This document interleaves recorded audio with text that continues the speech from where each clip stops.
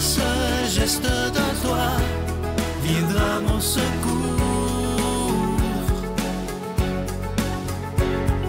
Viens semer dans mon âme le grain de l'amour. Je traverse un désert et je meurs de soif. Montre-moi le mystère qui garde la foi. Bon jeudi 25 mai 2023, bienvenue à votre émission La Victoire de l'amour, j'espère que vous allez bien chez vous. On rejoint tout de suite pour sa chronique Simon Lessard et à l'homélie, ce sera l'abbé Éloi Gillard.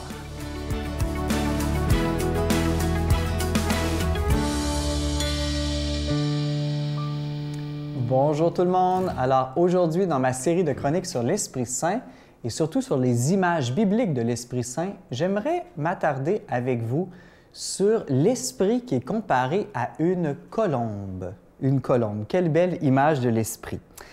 Vous savez, au moment du baptême de Jésus, l'Esprit Saint vient sous la forme d'une colombe sur Jésus. Je vous lis la parole de Dieu. L'Esprit Saint, sous une apparence corporelle comme une colombe, descendit sur Jésus et il y eut une voix venant du ciel. « Toi, tu es mon Fils bien-aimé, en toi je trouve ma joie. » L'Esprit Saint est une colombe. Qu'est-ce que cela peut bien signifier? Eh bien, d'abord, une colombe, on le sait, c'est un oiseau. Or, les oiseaux, tout simplement, ils vivent dans le ciel. Eh bien, qui d'autre vit dans le ciel? Dieu, évidemment. L'Esprit Saint, il est Dieu. Il est comme un oiseau. Il vit dans les cieux. Deuxièmement, les oiseaux, vous savez, c'est dur à attraper. Ils sont souvent très rapides et en hauteur. On n'arrive pas, en fait, la plupart du temps à les attraper. Ils vont, ils viennent quand ils veulent et où ils veulent. Ils sont dans une très grande liberté. Et ça, c'est le signe de la très grande liberté aussi de Dieu. Dieu est infiniment libre, sa grâce aussi est libre. Dieu peut agir où il veut, quand il veut, comme il veut, et on ne peut pas attraper l'Esprit. Il est partout, il est comme les oiseaux. Des fois, on peut comme sentir ou entendre sa présence, sans nécessairement toujours le voir.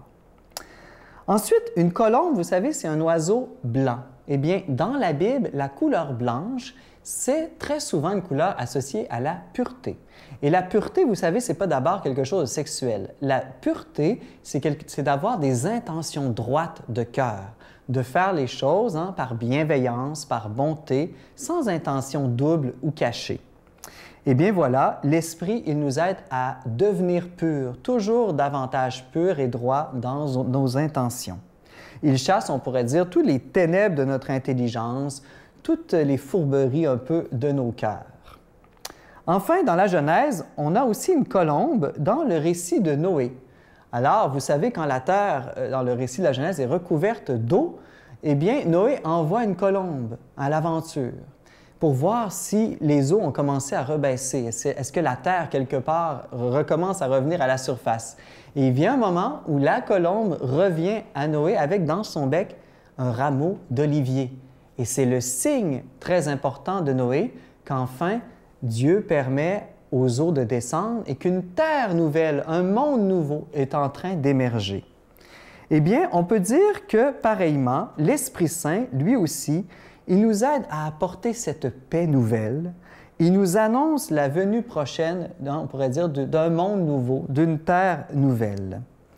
Donc voilà, il est très important pour nous d'invoquer l'Esprit, cet esprit de colombe, pour grandir en pureté et aussi pour grandir en espérance, parce que la colombe, dans l'histoire de Noé, est le signe d'espérance qu'un monde nouveau est à venir. Alors voilà, cette semaine, invoquons tous ensemble l'Esprit Saint, l'Esprit de colombe. Notre Père qui es aux cieux, que ton nom soit sanctifié, que ton règne vienne, que ta volonté soit faite sur la terre comme au ciel. Donne-nous aujourd'hui notre pain de ce jour. Pardonne-nous nos offenses, comme nous pardonnons aussi à ceux qui nous ont offensés. Et ne nous laisse pas entrer en tentation, mais délivre-nous du mal, car c'est à toi qu'appartiennent le règne, la puissance et la gloire pour les siècles des siècles. Amen. Grâce à lui, enfin, je suis heureux. Il a toute ma confiance et tout va mieux. Je veux crier, mon Dieu, tu es grand, tu es beau, Dieu vivant, Dieu très haut, tu es le Dieu d'amour. J'ai rencontré un ange, j'ai rencontré un ange. Encore une fois, je vous parle de ce magnifique cadeau du mois. Vous savez qu'on est dans le mois de mai, le mois de Marie, et le cadeau du mois est un magnifique bracelet. On l'appelle le bracelet de la confiance à Marie. Il est en pierre volcanique, vous allez le voir à l'écran, et il y a une breloque de la Vierge Marie qui est en acier inoxydable, donc ça ne ternira pas, évidemment. Et ce bracelet, il est déjà béni. Et je vous rappelle aussi qu'on a toujours de disponible, pour quelques temps encore, le magnifique pendentif du cœur de la paix. Vous le voyez à l'écran, ce cœur bleu qui a été d'une popularité incroyable. Malheureusement, là, on en a encore, mais on ne pourra pas en commander plus. C'est terminé, on ne pourra plus en avoir. Alors, si vous le voulez, il faudra le commander très rapidement. Je vous donne l'adresse, la Victoire de l'Amour, case postale 120, succursale Boucherville à Boucherville, le J4B 5E6. Je vous la redonne, la Victoire de l'Amour, case postale 120, succursale Boucherville à Boucherville, le J4B 5E6. Également par téléphone, par carte de crédit du lundi au vendredi de 8h30 à 16h30 dans le 514-523-4433. 523-4433 ou sans frais le 1-888-811-9291. 1-888-811-9291 et aussi sur notre site Internet qui est un moyen très rapide, sécuritaire et efficace de faire votre don, le www.lavictoiredelamour.org. Alors, je vous rappelle ce cadeau du mois, le bracelet de la confiance en Marie. Il est fabriqué en pierre volcanique, orné d'une petite breloque de la Vierge Marie en acier inoxydable. Et ce bijou, il est déjà béni. Merci de tout mon cœur de ce que vous ferez pour la Victoire de l'Amour en ce mois de Marie. Merci de votre don généreux, mais merci aussi de porter la Victoire de l'Amour dans votre prière. C'est ce qui est le plus important.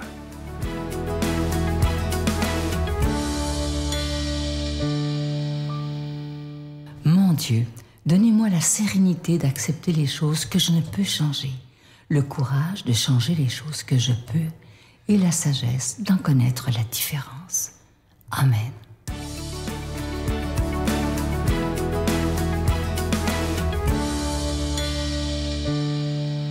Bonjour mes amis! Hey, 25 mai, ça me fait plaisir d'être avec vous, 25 mai. Oh, il y a un bon bout de fait dans les semences, peut-être qu'il y en a quelques-uns que c'est fini même. Hey, on est à 1 mois de la Saint-Jean. Hey, on est à 2 mois des vacances. Hey, la vie est belle, qu'en pensez-vous? Ça donne le goût de se réjouir. Et il y a tellement des belles choses qui nous sont dites de la part de Jésus ce matin. On y va tout de suite, on est dans l'Évangile de Jean. Ça sent la vie. À l'heure où Jésus passait de ce monde à son Père, les yeux levés au ciel, il priait ainsi. « Je ne prie pas seulement pour ceux qui sont là, mais encore pour ceux qui accueilleront leurs paroles et croiront en moi. Que tous ils soient un, comme toi, Père, tu es en moi et moi en toi. Qu'ils soient un en nous, eux aussi, pour que le monde croie que tu m'as envoyé. Et moi, je leur ai donné la gloire que tu m'as donnée, pour qu'ils soient un comme nous sommes un, moi en eux et toi en moi. Que leur unité soit parfaite. Ainsi, le monde saura que tu m'as envoyé et que tu les as aimés comme tu m'as aimé. Père, ceux que tu m'as donnés, je veux que là où je suis, eux aussi soient avec moi et qu'ils contemplent ma gloire, celle que tu m'as donnée parce que tu m'as aimé avant même la création du monde. Père juste, le monde ne t'a pas connu, mais moi je t'ai connu, et ils ont reconnu eux aussi que tu m'as envoyé. Je leur ai fait connaître ton nom, et je le ferai connaître encore, pour qu'ils aient en eux l'amour dont tu m'as aimé, et que moi aussi je sois en eux. Quand j'étais stagiaire et vicaire à Belleuil, Saint-Mathieu-de-Belleuil, il y avait dans la sacristie un calendrier, et toujours commode. Puis c'était un calendrier d'une communauté religieuse. Puis il était assez grand. Puis vous savez, communauté religieuse, je ne sais pas si c'est encore le cas. En tout cas, à l'époque, il y avait toujours, à chaque mois, une image, une photo dessus avec une parole de Dieu. Et je me souviens très bien, il y avait une parole qu'on vient de lire un mois sur ce calendrier dans la sacristie, là. « Je leur ai fait connaître ton nom. » Puis il y avait un jeune noir avec un sourire éblouissant, là. C'était tellement beau. Ça voulait dire hey, connaître vraiment qui est Dieu. Ça ne peut pas ne pas nous faire déborder de joie. Ça nous pose la question. En tout cas, je ne l'ai jamais oublié, voyez-vous. Est-ce que ça paraît que je connais Dieu? Surtout que Dieu me connaît aussi, hein? Hey, bien sûr, Dieu se révèle comme amour, mais quel cheminement avant qu'on prenne conscience qu'en lui, l'amour, c'est pas juste un sentiment comme chez nous, hein? C'est la substance même de sa vie, l'amour. Dieu n'est que cela. Alors, quand Jésus dit en parlant de nous, qu'il soit un comme toi tu es en moi et moi en toi, oh, il nous demande de devenir ce que nous sommes en profondeur, fait à l'image de Dieu. Nous ne réalisons notre être profond qu'en nous aimant les uns les autres. Des bien belles phrases, hein? Je vous donne une couple d'exemples. D'amour qui surprend puis qui fait sortir le meilleur. Hey, il n'y a pas longtemps, j'ai eu à appeler le pasteur évangélique baptiste dans mon milieu. Ça faisait bien 3-4 ans que je ne lui avais pas parlé. Il est très sympathique. Hey, spontanément, hey, bonjour mon ami, comment ça va? Il me dit ça. Je trouve ça assez beau, ça, le pasteur baptiste, on ne se parle pas souvent, puis il me dit ça comme ça. Hey, ça m'a touché. Hey, un évêque a été assassiné il y a quelques années en Afrique, et un évêque catholique, bien sûr, pour funérailles. Il y avait des musulmans. C'était notre évêque à nous autres aussi.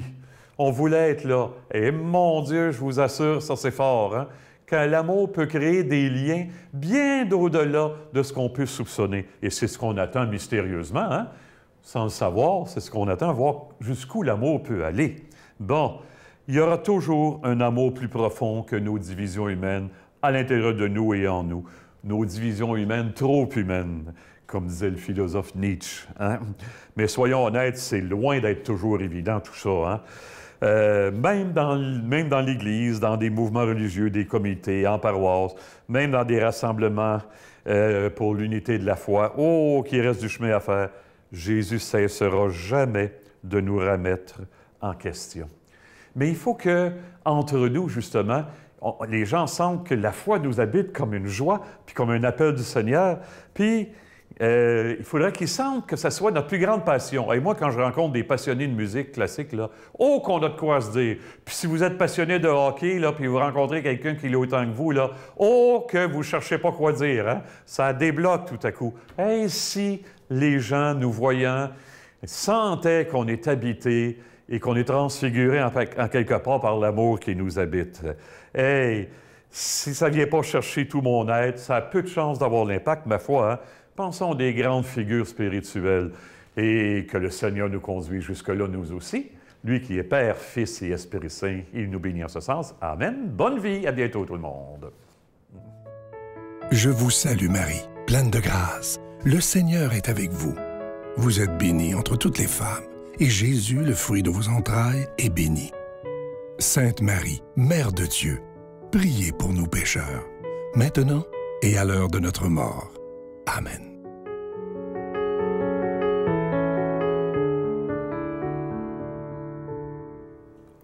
Aujourd'hui, je vous laisse avec une citation de la psychologue Rose-Marie Charret qui a dit « Le bonheur, c'est d'avoir une vie qui nous ressemble. » Et moi, je trouve ça bien vrai. Être authentique, être honnête, être en cohérence entre ce qu'on pense, ce qu'on dit et ce qu'on fait, quel bonheur!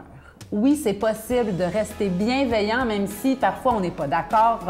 C'est possible de rester dans l'amour. C'est un chemin, c'est une décision à reprendre aujourd'hui.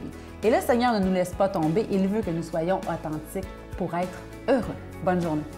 Des fois, dans ma tête, quand je me choque, quand je m'impatiente, quand je juge, je me dis que ferait l'amour, Christine? Parce que dans le fond, l'amour étant le sentiment le plus puissant. J'ai rencontré un ange un soir dans ma vie, il est arrivé près de mon cœur. J'ai rencontré un ange, j'ai rencontré un ange.